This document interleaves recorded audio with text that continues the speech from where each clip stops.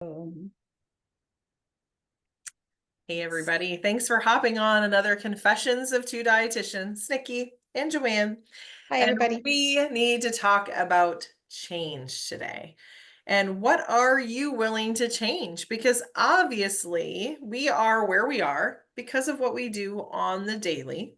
Mhm. And in order to improve our health, change our weight, maybe change our mental health, all kinds of stuff. I mean, it's all aspects, right? We need to think about Yes. what we're willing to change, right, Joanne? Yes. And I think really what it really starts with is really having that vision Oh, of yeah. where you see yourself Mhm. and where you see yourself maybe in 5 years.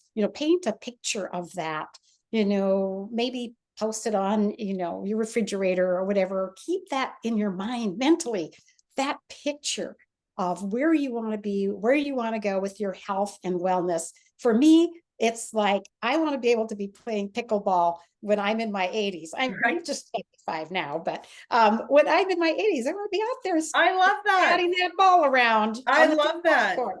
Well, and that's the thing, you have a specific vision and you know you want it. It makes me kind of think of dream boards when people were putting together dream boards. And it doesn't all have to be about weight. I remember it's health. And look at Joanne and being active and having that muscle mass to be able to do that. I know along the way, as we see this vision, we also need to think about what's going to get in the way because Yes. it's obviously too that there's going to be something that is going to get in the way of what our success will be.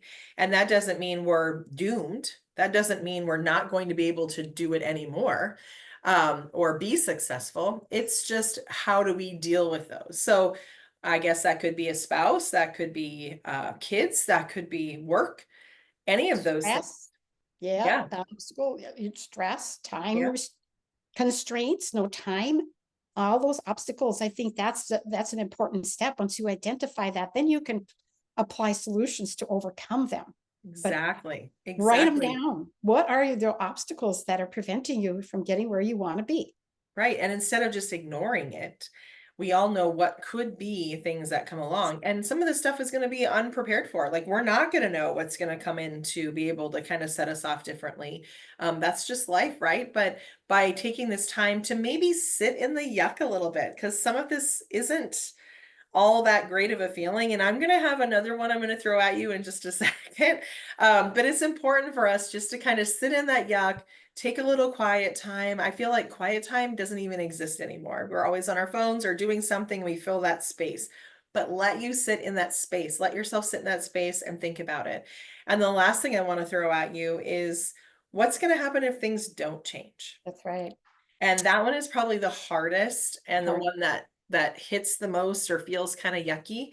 But I think that one right there is one of the biggest That's motivators, right? yeah, motivators, and talking about that leading into motivators, Mhm. uh, taking this more positive approach, I think is works really better. Write down all of everything that's motivating you to make this change. Mhm.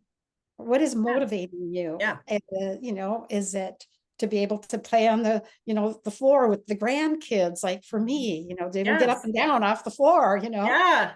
Grandkids, is it be able to go hiking and hike the Grand Canyon in your 60s like I did?